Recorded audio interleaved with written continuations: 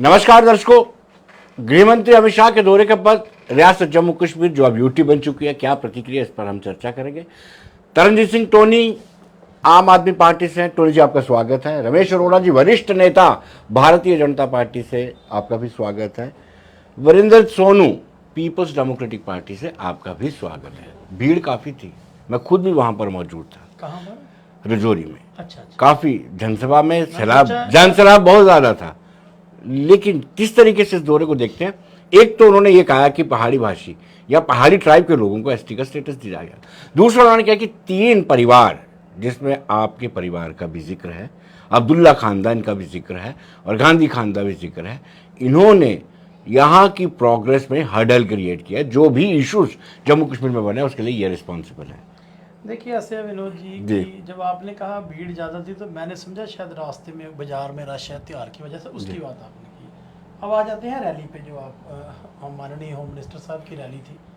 ठीक है, home minister साहब हैं, देश के रिस्पेक्टेबल हैं, ऑनरेबल हैं, हम भी मानते हैं, सबके हैं, वो कहीं भी रैली कर सकते हैं। तो सरकारों के लिए सरकारी मशीनरी यूज़ करके लोग इकट्ठे करना कोई नई बात नहीं जी, आप भी जानते हैं, मैं भी जानता हूँ, सभी लोग जानते हैं। लेकिन मसला ये है कि उस रैली से जम्मू कश्मीर को मिला क्या, बात उसके ऊपर करनी चाहिए कि क्या होम मिनिस्टर साहब क्या वो ऐसी बात कह के गए हैं कि जिससे जम्मू के लोगों का कुछ भला हो जाए। जहाँ तक बात है पहाड़ी को एसटी स्टेटस देने की जी, वो भी कह कर गए हैं। जो मैंने पूरी उनकी तकरीर सुनी है, मैंने तो टीवी पे सुनी है, मैं वहाँ नहीं था। उन्होंने कहा है कि हम जो शर्मा कमीशन की रिपोर्ट है, जो उनकी सिफारिशें हैं, उनमें जो जो उन्होंने कहा है उसको लागू करने के लिए सरकार जो है वचनबद्ध है। यही बात उन्होंने की है जी। चलिए ठीक है, अच्छी बात है, अगर कोई फैसला करेंगे बहुत अच्छी बात है, हकदार को हक मिलना चाहिए। लेकिन जम्मू कश्मीर के मसले तो और बहुत सारे थे जिनके ऊपर तो बात ही नहीं हुई। ऐसे जम्मू कश्मीर का वसनीक होने के नाते मुझे भी उम्मीद थी शायद होम मिनिस्टर साहब आज आ रहे हैं, शायद वो जम्मू कश्मीर के नौजवानों के लिए कोई बात करेंगे, शायद कोई रोजगार के ऊपर बात होगी, शायद कोई ये जो स्कैम सर्विस सिलेक्शन बोर्ड के चल रहे हैं शायद उसके ऊपर वो कुछ कहेंगे। शायद मुझे लगा था कि शायद हो सकता है कि ये जो हमारी अनएम्प्लॉयमेंट दर जो है 32% से ऊपर जा चुकी है, शायद होम मिनिस्टर साहब उसको सुधारने की भी कोशिश करेंगे। लेकिन सबसे बड़ी उम्मीद थी मुझे डेली वेजर्स की, कि शायद हो सकता है कि डेली वेजर्स के लिए कुछ वो पॉलिसी कोई ऐसी करें या बात करें या कुछ कहें। भाई करना क्या था, वो बेचारे तो वहाँ मिलने जाना चाहते थे। मैंने सुना है कि जम्मू से लेकर जोरी तक जितने भी थाने थे सब में उनको बंद किया गया, अरेस्ट किया गया, उनके जाने के बाद ही उनको खोला गया। और एक चीज़ ना मुझे नज़र आई इनके पूरे दौरे में, कश्मीरी पंडित समाज का कोई डेपुटेशन से वो नहीं मिले। जिन कश्मीरी पंडितों के ऊपर भारतीय जनता पार्टी रोज राजनीति करती थी, उनके किसी डेपुटेशन से विनोद जी वो नहीं मिले। ये हमें समझ नहीं आई भी क्या वो इनको जम्मू कश्मीर का अंग मानते नहीं, जहाँ उनके सारे मसले हल कर दिए गए हैं, जहाँ उनके कोई मसले रहे नहीं हैं, उनसे उनकी मुलाकात नहीं हुई। तो ये हमारी नज़र में जो देखा गया है कि जो उम्मीदें थे जम्मू कश्मीर के लोगों को, उनकी उम्मीदों पर वो कोई बात तो उनकी हुई नहीं है। तो ये एक फ्लॉप शो है। और दूसरी बात जो आप क्राउड की बात करते हैं, क्राउड मैनेज करना सरकारों के लिए कोई बड़ी बात थोड़ी है। देखिए मैं कल एक चैनल डिबेट पे था, वहाँ भारतीय जनता पार्टी के senior leader chief spokesperson Sunil Sethi साहब थे। पहले उन्होंने अपने बारी में कहा कि ये आपको देखना चाहिए कि बीजेपी का जनसमूह था। मैं अभी भी क्लियर इनसे पूछना चाहता हूँ, भारतीय जनता पार्टी के बड़े सीनियर लीडर यहाँ बैठे हैं, क्या वो सरकार की रैली थी कि भारतीय जनता पार्टी की रैली, गवर्नमेंट की रैली? मेरी बात जी, अगर वो भारतीय जनता पार्टी की रैली थी तो एलजी साहब एज कॉन्स्टिट्यूशन हेड वहाँ स्टेज पर नहीं होने चाहिए थे। तो अगर सरकार की रैली है तो लोग उम्मीद के साथ आए थे, भी हो सकता है यार कोई सरकार हमारे लिए अनाउंस करे। तो जब वो बेउम्मीद होकर चले गए हैं तो अब लोगों ने अपना फैसला, चलिए आप बताओ, फ्लॉप शो करार मुझे लगता है फ्लॉप शो करार दिया। मुझे लगता है कि विनोद जी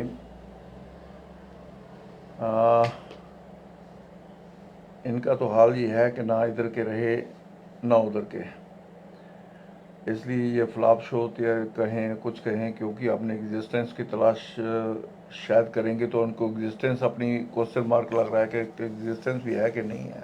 मतलब आपका कहना वजूद की तलाश में, वजूद की तलाश में है। उन्होंने सरकार भी बनाई है एक बार कि आपके साथ, हाँ पक्का बनाई है, और वो हमने तोड़ी भी थी, ये भी इनको याद है जी। तो कुल मिला के जो व्यक्ति अपने वजूद की तलाश में हो वो दूसरे पर आक्षेप लगाए, और वो इस तरह के व्यक्ति पर लगाए कि जो होम मिनिस्टर ऑफ इंडिया है, होम मिनिस्टर, प्राइम मिनिस्टर, ये ऐसी पोस्टें रहती हैं, ऐसी उहदा रहता है कि जो किसी भी पार्टी से ताल्लुक़ रखता हो, एक बार सिलेक्ट होकर एक बार उस पोजीशन पर पहुंच गया, इलेक्शन हो गया, डेमोक्रेटिक प्रोसेस से आ गए, वो सबका साझा होता है जी।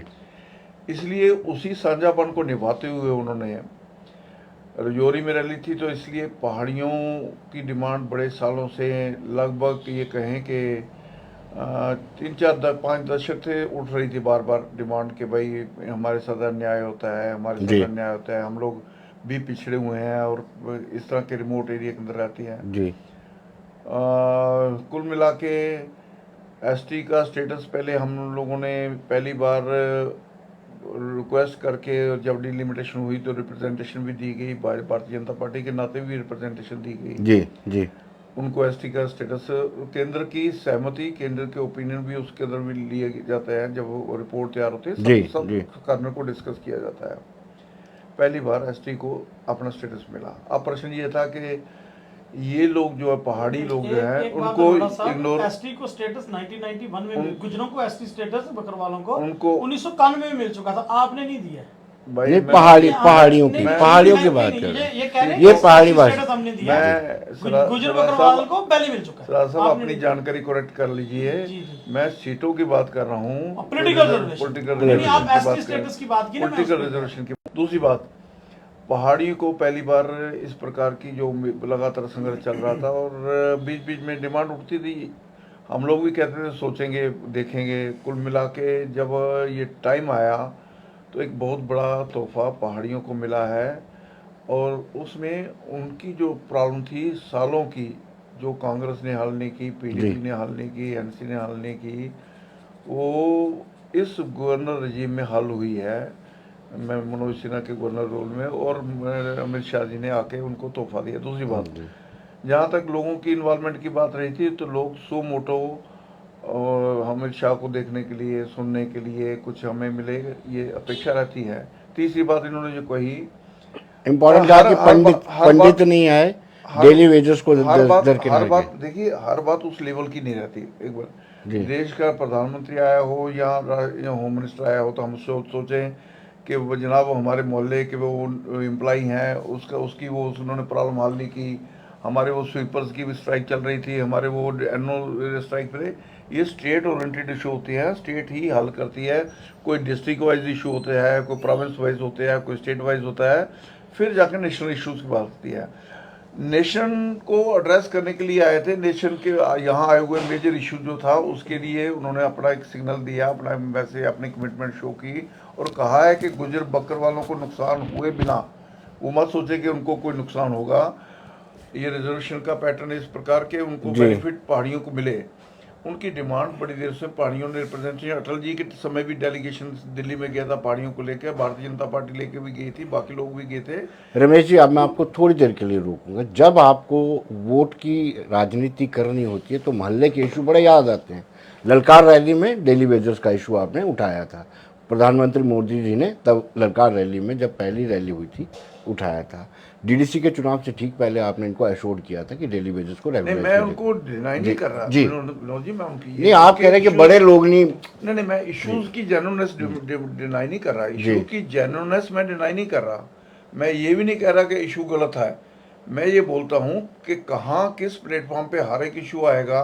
कोई ये सोच ले कि हर एक इशू एक प्लेटफॉर्म पे आ जाएगा, ऐसा पॉसिबल नहीं होता। हिस्ट्री भी ये कहती है, और इम्पॉसिबल चीज़ें हैं, क्योंकि एक स्टेट जब चलती है तो स्टेट के अंदर मल्टीफेरियस इश्यूज डिफरेंट रहते हैं, इसलिए उसमें से कुछ दिया आने वाले टाइम में जल्दी और दौरा होगा, और आगे उसके लिए प्रोग्रेस होगी, और तेजी से बढ़ जाएंगे। जल्दी ही इलेक्शन करवाने का सिग्नल भी उन्होंने दिया कि वे इस पर प्रोग्रेस करेंगे। ये प्रोसेस इलेक्शन कमिश्नर अपना कंप्लीट कर ले, लिस्टें वगैरह कंप्लीट हो जाए, उस और भी बढ़ेंगे। चलो, टोनी जी से जानते। टोनी जी, आप इस रैली को कैसे आंकलन करते हैं? मुझे रैली से ज़्यादा इश्यूज के ऊपर तवज्जो थी कि मुझे प्रधानमंत्री आए, होम मिनिस्टर आए, कोई भी कैबिनेट का काबीना का मंत्री आएगा तो भीड़ इकट्ठी होगी, क्योंकि उनको लोगों को आशा थी, लोगों को सुनना था कि हमारे मसले हल होंगे। अब अरोड़ा जी कह रहे हैं कि जी इतने मसले हल नहीं हो सकते। भाई, देश के गृह मंत्री हैं, मैं थोड़ी जा रहा हूँ कि मैंने एक ही करना काम, या कोई एमएलसी या कोई मेंबर पार्लियामेंट या कोई एक एमएलए थोड़ी उठ के जा रहा है कि जो जिसको एक ही मसला हल करना है। जनाब, आज की डेट में मैं जो समझता हूँ वो ये है कि आप ये जान के ये मान के चलें कि जनाब सबसे बड़ा इशू था, सारे इंतजार कर रहे थे शायद एसटी स्टेटस दे दिया जाएगा, जी, नहीं दिया गया। ये मान के चलें कि डेली वेजर्स का बहुत बड़ा इशू था कि उनको मिल जाएगा, भाई उनका हक मिल जाएगा, उनकी रेगुलराइजेशन की ऑर्डर हो जाएगा और वो उनको कुछ मिल जाएगा। जी, आप ये मान के चलें कि जनाब जम्मू कश्मीर के युवाओं के लिए कोई एक अच्छा पैकेज आएगा जी। जिसके तहत उनको नौकरियां मिलेंगी, वो नहीं हुआ।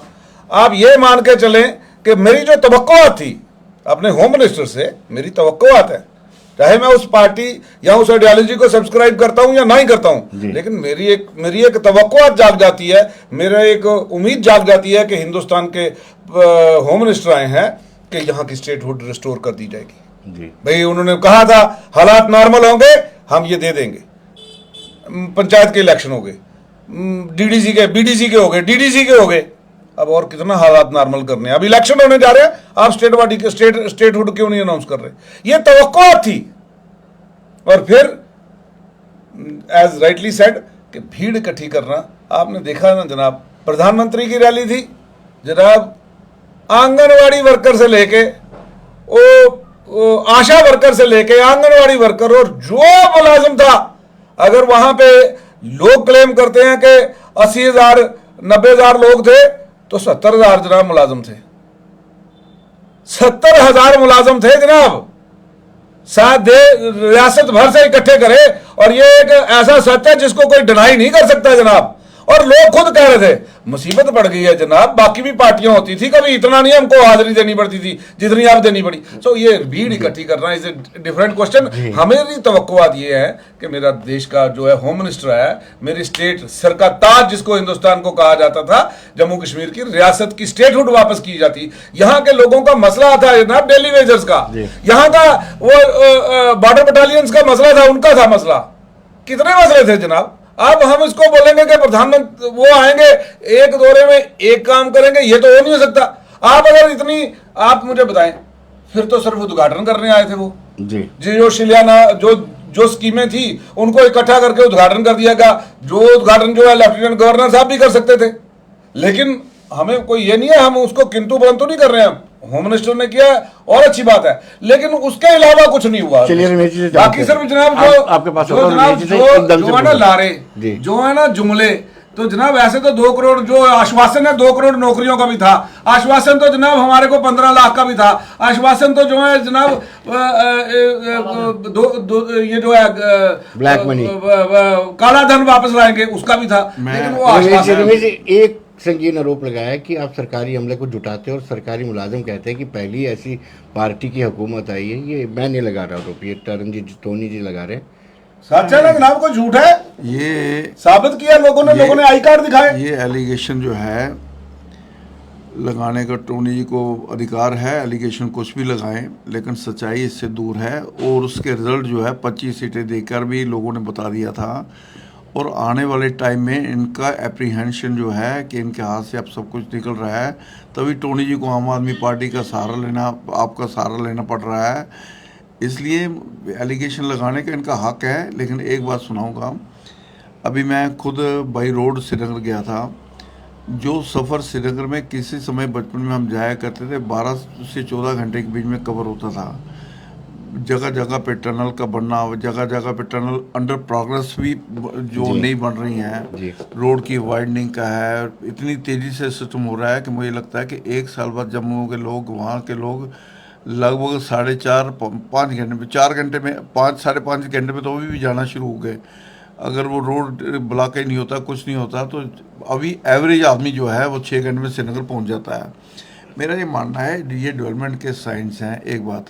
दूसरी बात है कि सरकारी मुलाजिमों की दूसरा बात ये है की कि आपने। दूसरा ये है कि सरकारी मुलाजिम वगैरह की हर एक अपना राइट है, वो जाके सुन सकता है, रैली में पार्टिसिपेट कर सकता है। जबरदस्ती किसी को नहीं कहा जाता, ना करवाया जा सकता है, ना कोई करवा सकता है। क्योंकि अगर मैं सरकार की मुलाजिम हूँ, इट डज नॉट मीन कि मैं कोई दीवार हो गया हूँ कि मैं पार्टिसिपेट नहीं कर सकता, किसी को सुन भी नहीं सकता या किसी को अपना व्यू पॉइंट नहीं रख सकता। ये ठीक है कि उसको पॉलिटिकल एक्टिविटीज़ नहीं कर सकता, लेकिन पॉलिटिकल एक्टिविटीज़ का डज नॉट मीन कि भाई वो अपना व्यू पॉइंट नहीं रखेगा, किसी के में उसके ऊपर कोई रिस्ट्रिक्शंस है, कोई डिक्टेटरशिप चल रही है, ऐसा नहीं रहता। इसलिए अगर फॉर एग्जाम्पल ये रैली हुई, आकर पुलिस वाले खड़े हैं, वो भी सरकारी मुलाजिम है उस ढंग से, सरदार साहब वो भी तो मुलाजिम खड़े हैं, नौकरी है वो अगर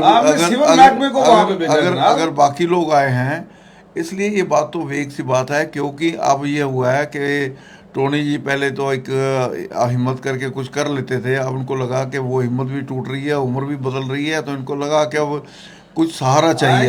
इन्होंने आम आदमी पार्टी का सहारा लिया, वो सहारा भी जो मोल बन रहा था वो भी टूट रहा है, जो साथी थे वो भी बिछड़ रहे हैं। एक बेचारे मनकोटिया जी कोई और थे, एक और थे, इस तरह के कई साथी इनको छूट के जा रहे हैं। अभी स्टार्ट हुआ है।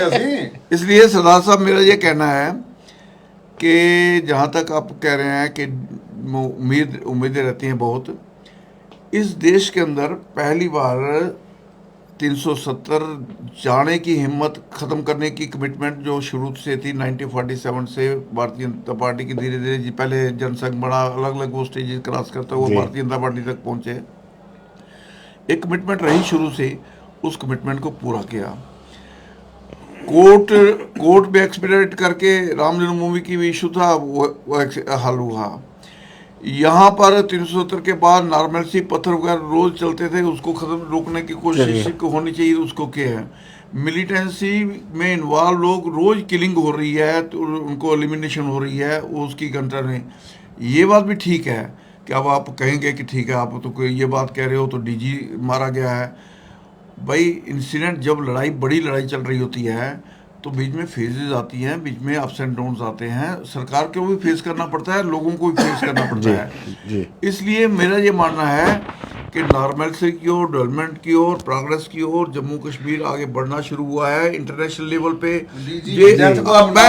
मैं ये कहूँगा जो मैं नॉर्मल मुद्दे वो पूछते हैं उसका जवाब आप देते नहीं हो। उन्होंने बेरोजगारी बड़े भाई हैं, बड़े मंजे हुए खिलाड़ी हैं, जवाब लेके दो। हमारा वकील भी है, सियासतदान भी है। मैं अगर देखिए बड़ा सिंपल सी बात कहता हूँ, एक कैलकुलेटर, एक लाख लोग इन्होंने बैकडोर से एंटर करवा दिए थे। अब फॉर्मली 11,500-12,000 की रिक्रूटमेंट का एक प्रोग्रेस शुरू हुआ, आगे बाकी दूसरा बैच शुरू होने वाला है।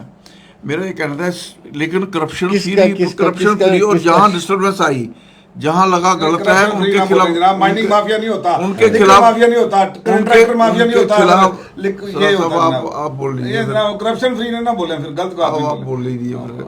मेरा ये कहना है कि जब सिस्टम को चैनलाइज करना पड़ता है, रेगुलेट करना पड़ता है, नए सिरे से सेट करना पड़ता है, कई तरह के चैलेंजेस फेस करने की हमारी कैपेसिटी है, वो फेस कर रहे हैं, उनके बीच में रास्ते निकलेंगे। लोगों का विश्वास रिस्टोर हो रहा है सिस्टम पर जो टूट चुका था, और आने वाले टाइम में विनोद जी, आने वाले टाइम में ये लोग इसलिए हम क्लेम करने की हालत में आ रहे हैं कि हम लोग गवर्नमेंट बनाएंगे, इसलिए हम क्लेम कर पा रहे हैं क्योंकि लोगों का विश्वास, लोगों का trust as individual, as party के ऊपर भी और एज गवर्नमेंट के ऊपर भी पूरी तरह बन रहा है। इसीलिए लोग और वो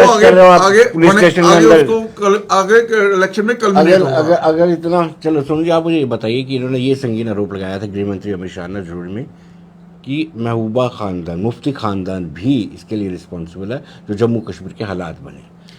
देखिए विनोद जी की पीडीपी ने 2 बार हुकूमत की है जी। एक बार कांग्रेस के साथ 3 साल मुफ्ती साहब चीफ मिनिस्टर रहे हैं, और दूसरी जितनी भी की है भारतीय जनता पार्टी के साथ की है जी। अगर होम मिनिस्टर साहब अमित शाह साहब वहाँ पिछली सरकारों का हिसाब मांगते थे तो 4 साल का इनका भी तो हिसाब है ना, जो हमारे साथ जी रहे हैं जी। अगर हमने गलत किया था इनके हिसाब से मान लेते हैं, 1 मिनट के लिए मान लेते हैं, तो ये भी तो हमारे साथ थे। पत्थरबाज भी इन्होंने छोड़े थे, बिल्कुल छोड़े थे। 10,000 पत्थरबाजों के ऊपर FIR राजनाथ सिंह जी ने वापस ली थी, वो मिनिस्ट्री ने। मैं झूठ कह रहा हूँ, आप रिकॉर्ड निकाल के देख लीजिए। स्टेट के होम मिनिस्टर इन्हीं की पार्टी थे। बिल्कुल ये थे। हम ये कहना चाहते हैं कि बीजेपी की एक बहुत अच्छी बात है, ना खाता ना भाई, जो कि बीजेपी वही बात सही, इनका कोई भाई खाता नहीं है, जो ये कह देंगे वो सही है। अब आप मुझे बताइए, होम मिनिस्टर साहब पहले आते थे तो वो 2 परिवारों की बात करते थे, अब तीसरा पता नहीं उन्होंने कौन सा जोड़ दिया, नाम उन्होंने नहीं लिया। 2 परिवारों का उन्होंने नाम ले लिया ना, तीसरा ने नहीं इन्होंने नाम नहीं लिया, लिया, नाम नहीं लिया ना। अब आप कह रहे हैं, मे भी आपकी बात हुई हो, मुझे पता नहीं, लेकिन जो पब्लिकली उन्होंने कहा वो 2 परिवारों का कहा। अब आप मुझे बताइए, दोनों परिवारों के साथ आप सरकार बना चुके हैं, सरकार चला चुके हैं, नेशनल कॉन्फ्रेंस के साथ भी चला चुके हैं, हमारे साथ आप रिसेंटली चला चुके हैं। आप मुझे बताइए, मैं इनसे पूछना चाहता हूँ, ये कहते हैं हमने विकास किया, भाई किसका विकास किया आपने? हमें उसका नाम बताओ उस आदमी का जिसका आपने विकास किया। किसी शहर का आपने क्या विकास करना था? 2014 में 2012 में आर्टिफिशियल लेक बनने लगी, 2014 में आप सरकार में आ गए और एमएस टूरिज्म इनके पास था। आज तक, अभी मैं 4 बजे शाम को उधर से अभी तक तो नहीं बनी थी साबरमती लेक की तरह वो लेक। अब पीछे बन गई हो तो मैं कह नहीं सकता, क्योंकि बीजेपी बना सकती है। 15 लाख अकाउंट में आ गया, मेरे तो नहीं आया, पता नहीं आपके आया कि नहीं आया, मुझे नहीं पता। अगर आ गया हो तो आप भाग्यशाली। टोनी जी, आपके आ गया? नहीं तो सवाल करता। हाँ ठीक है, आप सही है। दूसरी बात, इन्होंने काले धन की बात, और मैं आता हूँ आज नौजवानों की बात। 2 करोड़ नौकरियां, वो कहाँ है भाई? किसको दी आपने 2 करोड़ नौकरियां? भाई 2, आप कहते मैं हिसाब लेके आया हूँ अपना 8 साल का, भाई आपने हिसाब में दिया ही नहीं यार। 16 करोड़ में 16 नौकरियां जम्मू के लोगों की बनती होगी, 16 ही। आप बताओ, आपने 16 भी दी हैं। आप वो लोग हो जिन्होंने 5 अगस्त 2019 को रियासत जम्मू कश्मीर के साथ धोखा किया, हमारा स्टेटस हमसे छीना, रियासत को 2 टुकड़ों में बांटा और उसके बाद स्टेट को यूटी बनाया। और चौथा काम आपने किया, 5 अगस्त से लेकर आज तक सर्विस सिलेक्शन बोर्ड ने 3 लिस्टें निकाली, JKPSI, फाइनेंशियल काउंटर एडवाइजर और फायर एंड इमरजेंसी, तीनों स्क्रैप कर दी गई। यहाँ धांधली हुई है। भाई मुझे आप बताइए, मैं कहता ना तो इधर उधर की ना बात कर, बता काफिला लुटा क्यों है? बात राजनों की नहीं, तेरी रहबरी का सवाल है। भाई आप करप्शन लीगलाइज आपने की है, आपके लोग इन्वॉल्व हैं करप्शन में। आपकी मैं तो चलो अपोजिशन पार्टी से कहता हूं, इन्हीं की पार्टी के फार्मर MLC प्रेस कॉन्फ्रेंस करके, आपके लोग भी वहां थे जब आपने कवर किया मीडिया के भाई, उन्होंने कहा कि जनाब रेत बजरी की माइनिंग जो है उसके ऊपर माफिया है, और माफिया हमारा एक केंद्र के मंत्री जो दिल्ली में है उसका PA हर हफ्ते आके डायरेक्टर जियोलॉजी एंड माइनिंग से महीना लेके जाता है। मैंने नहीं कहा, इन्हीं की पार्टी के फार्मर MLC ने कहा। तो अगर ये सच्चे थे तो LG साहब ने वो जांच क्यों नहीं कराई? जांच तो नहीं चाहिए थी ना। अगर LG साहब उसकी जांच नहीं करा सके तो भारतीय जनता पार्टी ने वो उन MLC को क्यों निकाला, क्यों नहीं फिर, कि जो झूठ बोल रहे हैं ना? आज तक उस मिनिस्टर ने सफाई दी। और तीसरी बात मैं जनाब ये कहना चाहता हूं, सत्यपाल मलिक साहब इन्हीं के लायक गवर्नर थे, मेरा उनके साथ कोई रिश्ता नहीं था, इन्हीं के लायक गवर्नर थे। इन्होंने लाइव वहां बनाए, उन्होंने मीडिया में कहा कि मुझे एक फाइल क्लियर करने के लिए 300 करोड़ की रिश्वत की पेशकश की गई, और उन्होंने एक परिवार का नाम लिया था। उस परिवार के बारे में भी शायद होम मिनिस्टर साहब कुछ बोलते ना, हम मानते कि यार ये इक्वलिटी वाली गवर्नमेंट है, ये वाकई सबके साथ इंसाफ कर रही है। उस परिवार की याद नहीं आई जो एक ही बार में 300 करोड़ देने जा रहा था। अगर आप हमसे हिसाब लेना चाहते हैं, लीजिए, मैं कहता हूं लीजिए। हमारे लीडर ने जो किया सबके सामने, हमने रहबरे तरीम पॉलिसी के तहत, मुफ्ती साहब पॉलिसी बेशक वो पहले थी, लेकिन 2002 में सरकार बनने के तहत जितनी नौकरियां बांटी गई, मैं फख्र के साथ कह सकता हूं, दावे के साथ भी, एक भी किसी का केस वो था कोर्ट में नहीं गया, हकदार को हक मिला। वो आपने दिया क्या? आज नौकरी दी। आप मुझे बताइए, सर्विस सिलेक्शन बोर्ड के स्कैम में पैसे खाए इस एडमिनिस्ट्रेशन ने, इन्हीं के लोग हैं, क्योंकि ये रूल कर रहे हैं एडमिनिस्ट्रेशन पे। तो खमियाजा नौजवान भुगत रहा है, जो वो 2 साल लगा रहा लाइन में, जो एवरेज हो गया, वो अब जाएगा कहां? उसकी बात कौन सुनेगा? अब मैं तो ये चाहता था कि शायद आप मुझे बताइए, आप इन 2 चीजों का इन्वेस्टिगेट कर पाए ना। तो LG साहब ने उस बात का नोटिस लिया जिसमें यह कहा गया कि पैसे हाँ, अच्छा तीसरा, अब 31 करोड़, अब मैं इनकी कौन सी बात करें, कौन सी छोड़ें? अब ये हमारे कुंजवानी में जाए ना, डिगियाना में जाए, मुट्ठी में जाए, जो लोग आर्मी के यूनिट के पास रहते हैं ना, वो अपने पुश्तैनी मकान में टोनी ये कमरा नहीं बना सकते। इनके डिप्टी चीफ मिनिस्टर फार्मर और फार्मर स्पीकर ने 3 मंजिला मकान अम्युनिशन डिपो के पास बना दिया। तो फिर कहते क्या आगे से? वो कहते हैं जी हमने अपनी जमीन पे बनाया। यार वो लोग भी अपनी जमीनों पे बना रहे हैं, आपकी जमीनों पे थोड़ी बना रहे हैं। ये तो नहीं है ना कि भारतीय जनता पार्टी के लीडर के लिए कानून कोई और हो जाएगा। तो हमारे लिए अब एक और बात है इसमें, मैं बाद में टोनी जी पूछिएगा, एक और बात है, उन्हीं के नाम से 31 करोड़ का स्कैम निकला है। 31 करोड़ रुपए का स्कैम, JK बैंक, शायद मुझे याद नहीं आ रहा, सिटी में नहीं, रेजिडेंसी रोड नहीं, अंदर वाली है जी, लिंक रोड वाली ब्रांच से 31 करोड़ रुपए का उसका स्कैम। पता क्या है? वो भी कोर्ट में मसला। अब हम जब बात करते हैं, ये कहते हैं मसला कोर्ट में है, हम बात करें तो मसला कोर्ट में है, लेकिन 370 भी कोर्ट में है, लेकिन उसके नाम पे ये वोट मांगना चाहते हैं, उसको पूरी दुनिया में बेचना चाहते हैं। दूसरी बात यह है कि इनके, मैं कहता हूं, अपने चेहरे के दाग किसे नजर आते हैं, अपने चेहरे के दाग किसे नजर आते हैं? वक्त हर इंसान को आईना दिखा देता है, इनको आईना लोगों ने दिखा दिया है। आओ ना चुनाव में, कराओ चुनाव, लोगों का लो फैसला, जो फैसला करेंगे। टोनी, क्या आपको नहीं लगता है कि डबल स्टैंडर्ड खेलती भारतीय जनता पार्टी? बिल्कुल खेलती गौरव है। आपदा। ये इनके खाने के दांत और दिखाने के, और ये मुंह में राम राम बगल में छुरी, जनता के लिए घूम रहे हैं वो। और जनता कह रही है कि पहले तो भुली सो भुली हूं नहीं देंदी सिर चुल्ली। तो ये गल ये है कि जनाब बेसिकली लोग इनसे तंग आ चुके हैं। ये जुमलेबाज सरकार है, ऊपर से लेके नीचे तक सब जुमला चलता है। आप मुझे बताएं जनाब, डेली वेजर्स की बात करते हैं, पुरानी सरकारों ने चलो और कुछ नहीं तो डेली वेजर तो लगाए। इरेगुलरिटी ऑफ पेमेंट हो सकती है, लेकिन इनके पास आई थी सत्ता, इन्होंने चुनाव इसी बात पे लड़ा था, हम आपको पक्के करेंगे। कहां गया इनका वादा जनाब? तुमने नए लगाने रहने दो, हम कहते हैं आप नई नौकरियां रहने दो। आज की डेट में भी कह रहा हूं, आप नहीं रहने दो, कम से कम इनको तो लगा दो। ये जनाब आम आदमी पार्टी की सरकार है, जिसने पंजाब में बोला कि 30,000 के करीब जो 31,000 के करीब जो डेली वेजर थे, 35,000 सॉरी 35,000 वो सारे के सारे पक्के किए। 26,000 नौकरियां फ्रेश निकाली जनाब। ये आम आदमी पार्टी ने करके दिखाया जनाब। मैं कह रहा हूं ये जनाब ये बीजेपी का वादा है। 2014 में इन्होंने कहा यहां की जो बिजली की ट्रीटी है ना, ये गलत हो चुकी है। और मिसाल क्या दी, जब एक किसान अपने लिए अनाज पैदा करता है, वो अपने लिए रखता है और जो बचता है वो बेचता है। तो ये यहां के जो हुक्मरान थे, इन्होंने कभी सोचा नहीं, ये बाप बेटी की सरकार और बाप बेटे की सरकार ने कभी सोचा नहीं कि जनाब ये ट्रीटी को सीधा करा लेते कि ये जो अपने हक की बिजली रखकर बाकी बेचे। तो हम आएंगे, हम ये ट्रीटी भी सीधी करेंगे, क्योंकि हम वो जैसे किसान की मिसाल दी वैसी मिसाल देके दी। आज जनाब पूरी हो गई है, लेकिन वो ट्रीटी नहीं सीधी हुई। जी। क्यों नहीं हुई? क्योंकि फिर हमारा सरप्लस पावर है, हमारे पास पावर हम पैदा करें, जनरेट हम करें। जनाब आप हमारे से लेके हम ही को वापस बेच रहे हो। मतलब आप मुफ्तखोरी का मॉडल यहाँ भी लाना चाहते हैं? देखिए बात मुफ्तखोरी की मॉडल पता किसका है? अंबानी और अडानियों के लोन माफ करना। 11 लाख करोड़ के कर्जे माफ किए गए इन लोगों के। जी। आपने गुजरात में एक आदमी को पकड़ा था जब काली नोटबंदी हो रही थी, उसका नाम मुझे भूल रहा है, वो शाह, जो उसका भी नाम शाह एंड होता था, उसकी कास्ट थी या क्या था, जिसके कमरों में जो स्कूटर पे घूमता था और उसका सीबीआई ने रेड करके पकड़ लिया था, लाखों करोड़ों रुपया पकड़ गया था। आज के बाद उसकी कोई इन्वेस्टिगेशन रिपोर्ट देखी? कुछ देखा जनाब? जो वो महाराष्ट्र के अंदर अजीत पवार उसके खिलाफ बोला जनाब ये 23,000 करोड़ का घपला है और ये सारी उम्र जेल में काटेगा। लेकिन जब सरकार बनानी थी उसी को सवेरे 5 बजे क्लीन चिट दे दी कि आपकी इंक्वायरी भी होगी, आपको साहब जो इनके पास चला जाए वो डाकू भी साधु हो जाए, और जो दूसरी पार्टियों में जो साधु है उसको डाकू बनाने पे तुले हैं। ये जनाब झूठ की सियासत है। ये जनाब ये इसको कहते हैं वेंडेटा, इसको कहते हैं ये कहना कुछ और करना कुछ। आप जनाब आपकी पार्टी तो कहते थे बड़ी डिसिप्लिन्ड पार्टी है, हम सच को सच कहेंगे।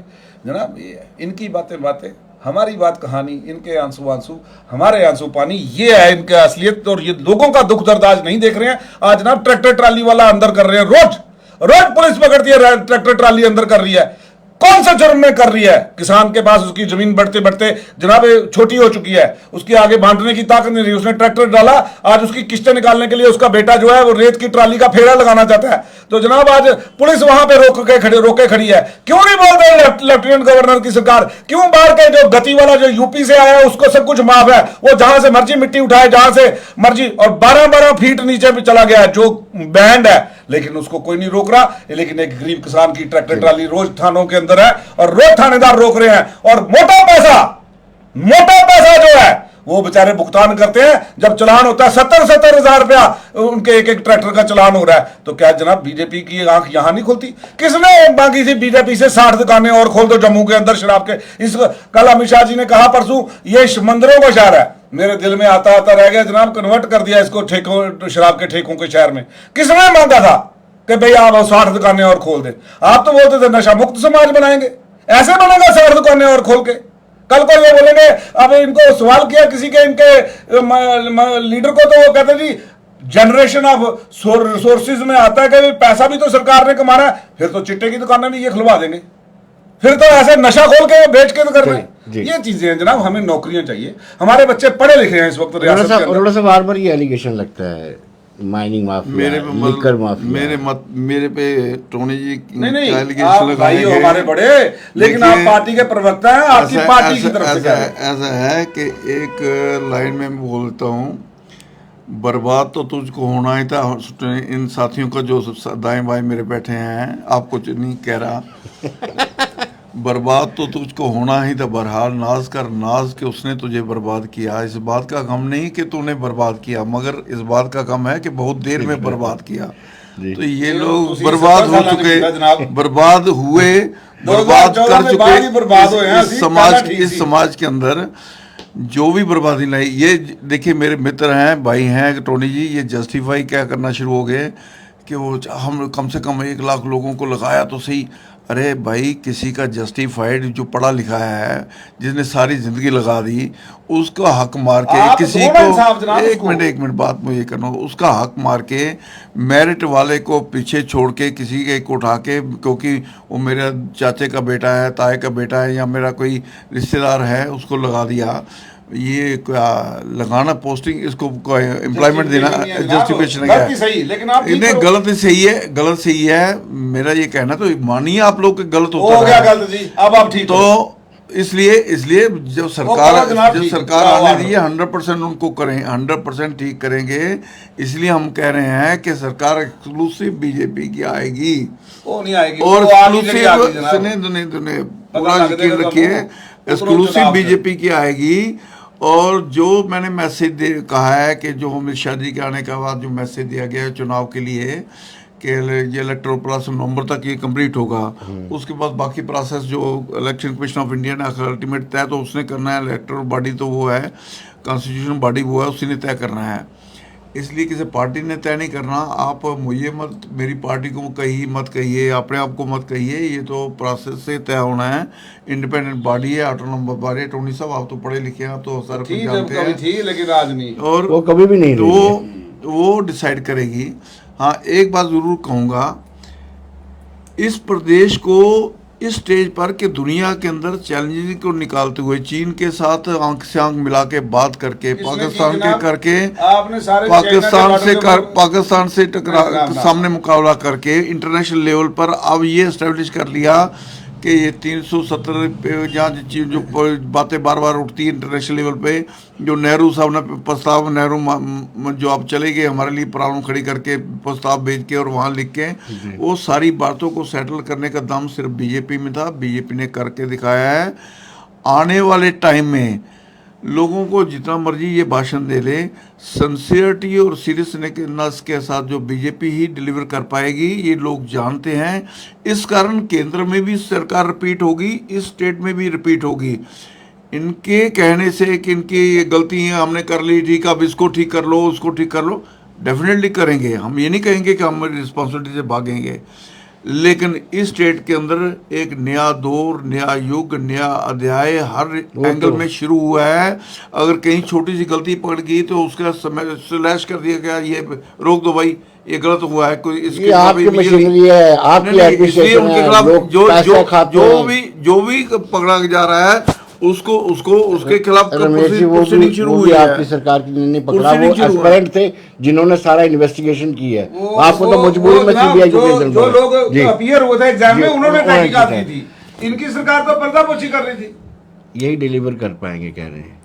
स्टेट में भी नया दौर आएगा, नया इतिहास लिखा जाएगा, नए म्यार आएंगे विकास के। देखिए, ऐसे में भी मेरे बड़े भाई हैं अरोड़ा साहब, पेशे से वकील भी हैं, सीनियर पत्रकार भी कभी रहे हैं। मैं इनको भी सुन रहा था, ये कह रहे हैं कि हिंदुस्तान में भी रिपीट होगी और उस स्टेट में भी रिपीट होगी। अपनी जानकारी चेक कीजिए, आपके जो दिल्ली के आका ने उन्होंने हमें स्टेट नहीं यूटी में तब्दील कर दिया है। पहले ये आप समझिए कि हम यूटी में बैठे हैं। विनोद जी, आपका चैनल यूटी में है, हम यूटी में बैठ के बात कर रहे हैं।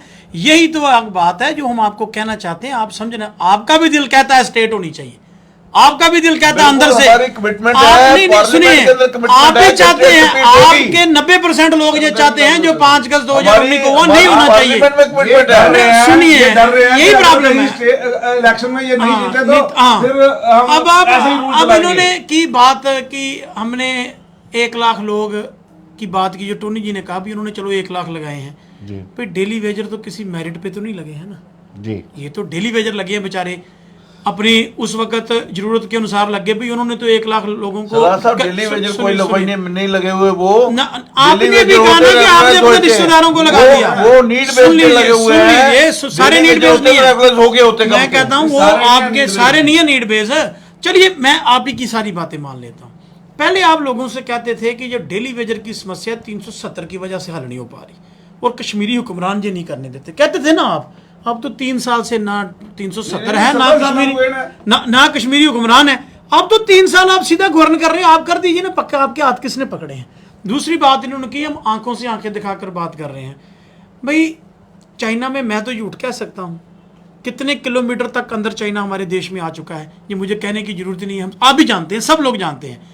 दूसरी बात आपने की कि हम पाकिस्तान से भी, आज भी तो आप डीजीएमओ लेवल पर पाकिस्तान के साथ बात कर रहे हैं। बॉर्डर पे अगर आपने सीज फायर किया है तो डीजीएमओ लेवल पे आप बात कर रहे हैं, तो सरकार की मर्जी से हो रही है। ये मत आप दिखाओ ना लोगों को कि हम नहीं बात करेंगे जी। बात आप कर रहे हो, कहते हम करेंगे नहीं। नवाज शरीफ के बर्थडे पे जनाब आप बिना बुलाए केक काटने चले जाते हो, वहां वेज बिरयानी खाने चले जाते हो। हमारा तो कोई लीडर ही ना वहां गया। आप सारे काम करते हो, वो कत्ल भी करें तो चर्चा नहीं होता, हम आप भी वरे तो हो जाते हैं बदनाम। आप उनसे बात भी करते हो, उनके साथ खाना भी खाते हो, फिर कहते हो हम बात नहीं करते। ये दोहरा मापदंड आपका नहीं चलेगा। लेकिन मैं एक बात यहां आपको बड़ी क्लियर कह दूं, जो एक बार लोगों ने आपके ऊपर विश्वास करके देख लिया विनोद जी इनके ऊपर, भाई लोगों की आज हालात पता क्या है। मैं अभी एक हमारी मीटिंग थी, वहां से आया, वहां एक हमारी माता एक बोल रही थी, वो कह रही थी कि 400 का सिलेंडर 1100 रुपए का हो गया, 1150, वो 40 रुपए किलो आटा हो गया। मुझे आप एक बात बताइए, आटे पे आपका जीएसटी, दही पे आपका जीएसटी, दूध पे आपका जीएसटी, आपने छोड़ा क्या है? और आप बड़ी बड़ी बातें तो आज यहाँ कर रहे हैं कि हम ये करेंगे, हम वो करेंगे। भाई आपको रोका किसने है? मैंने कहा कि अगर जम्मू के साथ सबसे बड़ी बेइंसाफी की तो भारतीय जनता पार्टी ने की है। अब आप पूछेंगे वो क्यों? अब आप पूछेंगे ना वो क्यों? महाराजा हरि सिंह साहब की छुट्टी इन्होंने अनाउंस की, इन्होंने नहीं की, जम्मू के लोगों ने डंडे के साथ ली, एजिटेशन करके ली। अब करने के बाद ये पहुंचे वहां पगड़ी वगड़ी पहन के, ढोल ढमके लगाए कि ये हमारा वो है।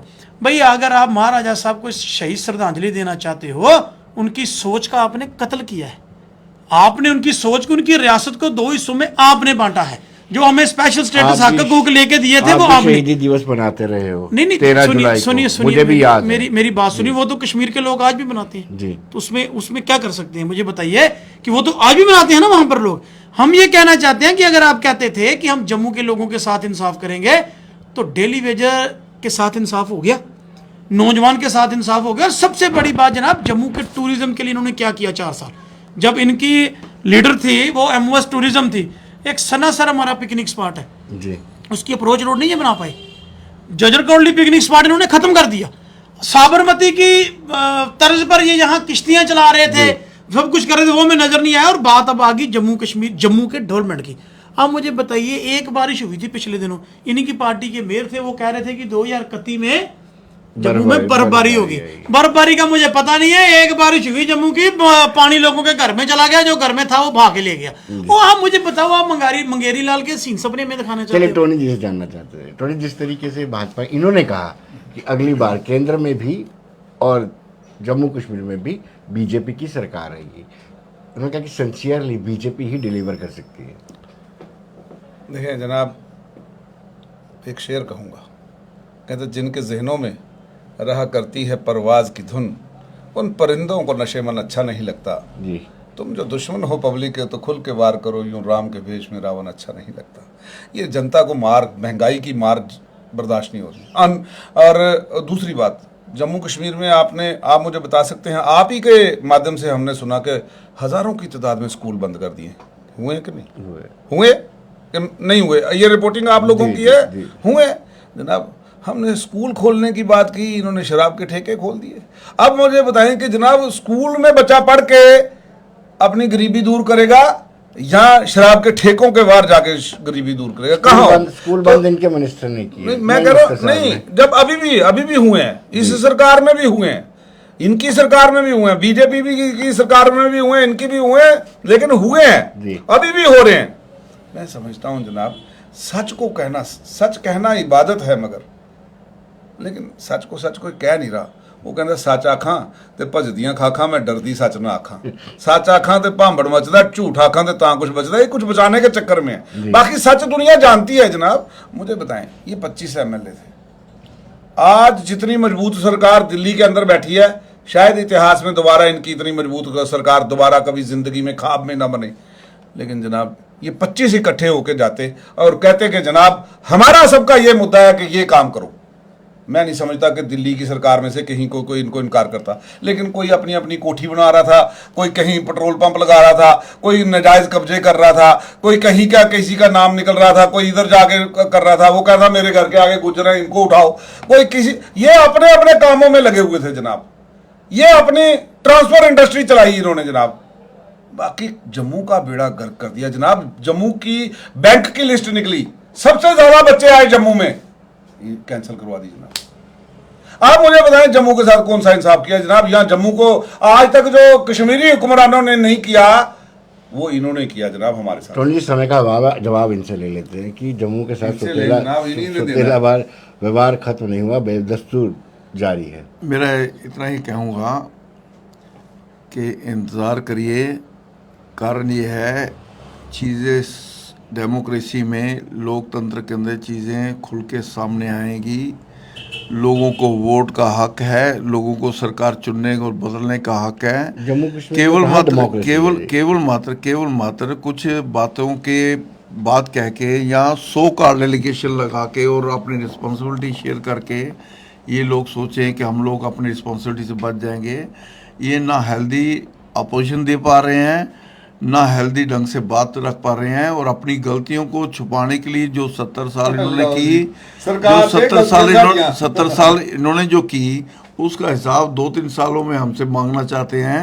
जबकि वो सरकार मैं ये खुल के कहूँगा एडमिनिस्ट्रेशन चला रही है केंद्र जो है बिल्कुल एनडीए की सरकार है यहाँ एडमिनिस्ट्रेशन चला रही है वहाँ जहाँ भी गलत होगा हम लोग उसको स्ट्राइक करेंगे हम उनसे भी अपेक्षा रखते हैं कि एडमिनिस्ट्रेशन अच्छे ढंग से चलाएं और हम ये भी चाहेंगे कि जल्दी से जल्दी प्रोसेस कंप्लीट हो लोगों की चुनी हुई सरकार आए जो बार बार बात कही जा रही है कि स्टेटहुड को वापस करने का पार्लियामेंट में हमारी कमिटमेंट है पूरी है और अल्टीमेट हमारा 1994 को जिनका रेजोल्यूशन है उनके साथ भी कमिटमेंट है कि पीओके वापस लेंगे हम ये सारी कमिटमेंट पूरी करने वाले हैं लोगों को हमारे पर विश्वास है और ये पूरी करके हम लोग जाएंगे और लोगों से वोट उस बेस पे ही मांगेंगे चिंता मत करिए आप 3 पार्टी बदल चले 4 और बदल लीजिए आपको अल्टीमेटली हमारी बात के साथ सहमत होना ही पड़ेगा